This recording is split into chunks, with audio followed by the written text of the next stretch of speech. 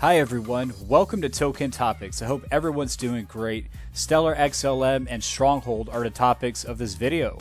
We're going to go over the latest developments with the communities. We have some special events to look forward to and some great things going on right now.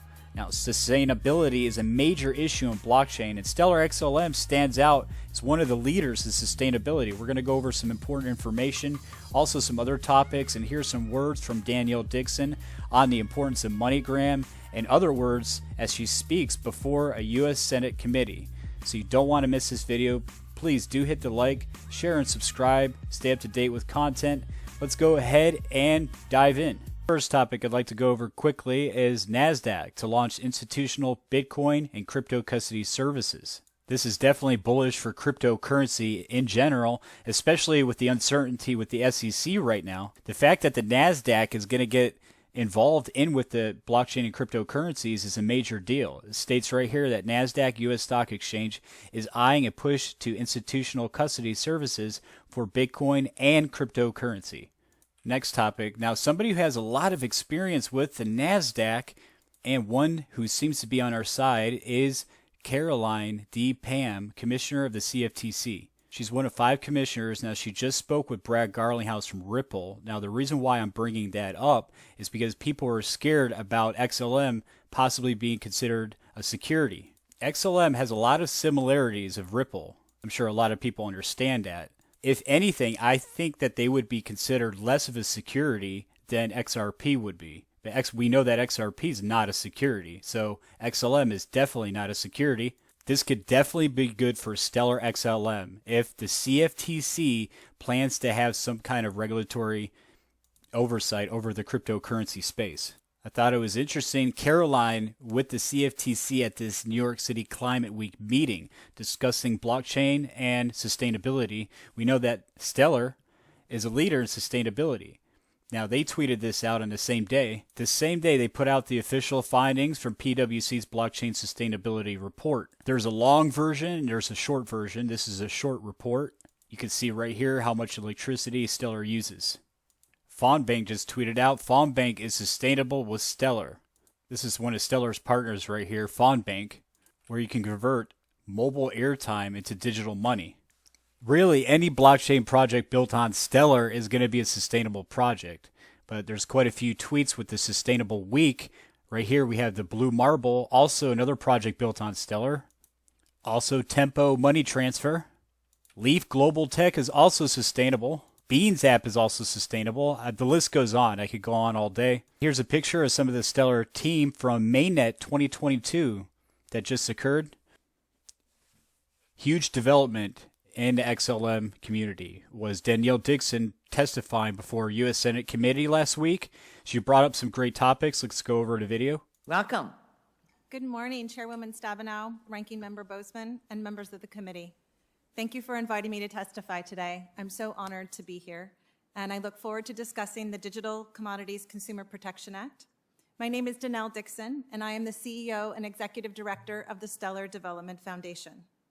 Before I speak about the opportunities that are presented by the DCCPA, I'd like to share a bit more about the Stellar Development Foundation and the Stellar Network, and most importantly, the real-world solutions built with this technology. The Stellar Development Foundation, or SDF, was established alongside the Stellar Network in 2014 with the mission of creating equitable access to the global financial system by using the underlying technology presented by Stellar. It's a good-sized video. I'm going to go over some highlights, and I'll put the link in the description. It's been mentioned on this channel a few times how big of a deal the MoneyGram and Stellar partnership was. Many know how big of a deal it was, but some might not know how big of a deal it really is to not even need a bank. You don't need a bank. In June, MoneyGram, Circle, and a growing number of digital wallets launched a first-of-its-kind global service that enables anyone to convert cash to digital assets without a bank account, without a credit card. This service utilizes the Stellar blockchain and Circle's USDC coin, it's a stable coin, to allow cash funding and payout in different currencies all around the world. The Stellar network provides the digital rails to make payments fast and secure. USDC provides a truly stable digital asset, and while MoneyGram provides a global network of cash-in and cash-out locations. This is true interoperability with the existing financial system. Focus on consumer protection and education, and its inclusion of the study on energy consumption related to digital commodities. It is also encouraging to see that this bill sets out a process for listing stablecoins, and that it is consistent with the PWG report with payment stablecoins not being included as securities. We agree with that, and they're necessary for payments. Rightfully, the DCCPA has defined a digital commodity while recognizing the SEC's jurisdiction. Unfortunately, it fails to address the fundamental question that plagues this industry and has for far too long. When is a digital asset considered a commodity versus a security? Excellent, and I applaud for her. We need her voice to speak up to the government to get this technology rolling. I'm coming to you live from our nation's capital before testifying in front of the Senate Agriculture, Nutrition, and Forestry Committee on the Digital Commodities Consumer Protection Act, or the DCCPA. I realize that was a mouthful, so let me take a minute to answer a few questions that might have crossed your mind. What does crypto have to do with agriculture? The Senate Agriculture Committee has jurisdiction over the Commodities Future Trading Commission, or the CFTC. So Senator Stabenow from Michigan and Senator Boozman from Arkansas worked together and, importantly, worked across the aisle on legislation to give the CFTC the authority they need to oversee digital commodities. So what is the DCCPA? It's a lot of things, but most noteworthy is the power it gives to the CFTC to create and enforce rules for digital commodities. The agency has a long history with exchanges to trade new innovative products, so it's uniquely positioned to take on this work. It already regulates some of the digital asset markets because it regulates digital asset futures markets. Also addresses vital topics like consumer protection, education, and energy, and calls for the CFTC to do some homework on these topics and develop plans on how best to approach them with industry. But what does SDF think of the DCCPA? We think it's a great step forward, and here are a few reasons why. First, more clarity is always good. It will help the industry understand how the government is going to engage with this new space and how we should be engaging with the government. Second, I believe it will bring more financial players and traditional players to the table and more people to our products and services. And it helps us at a critical stage of growth. And finally, it gives an important nod that stablecoins are in fact commodities, a topic we care a great deal about, and an assertion both the Treasury Department and SDF agrees with.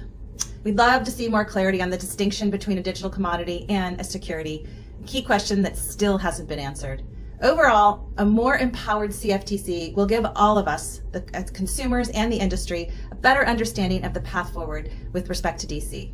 Next, we have another date to look forward to, September 30th, the Convergence. Another event to watch out for, mark it on your calendars, October 11th through the 13th at the Meridian. There's going to be all kinds of people from around the world speaking there. As you can see, Suresh Ramamurthy, who is the chairman of CBW Bank. He'll be speaking there along with many others. If you're interested in wanting to learn more about this event or registering, I'm going to put the link in the description. Now on to some Stronghold news. This was tweeted out from Stronghold. Get excited. The Gate.io startup, Stronghold, is doing an airdrop. This was tweeted out 2 hours ago. If you're watching this video, you still have a few hours, so hurry up if you want to participate.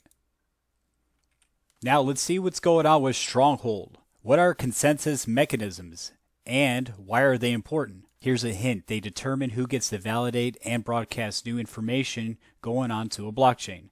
Let's go ahead and hear from the founder of Stronghold. Might wonder, if a blockchain has no central authority, then who's responsible for keeping it up and running? What's the process for recording transactions or making changes to the code once it's out there in cyberspace? Even when the responsibilities are decentralized, we still need some form of governance process for a network to be functional and trustworthy.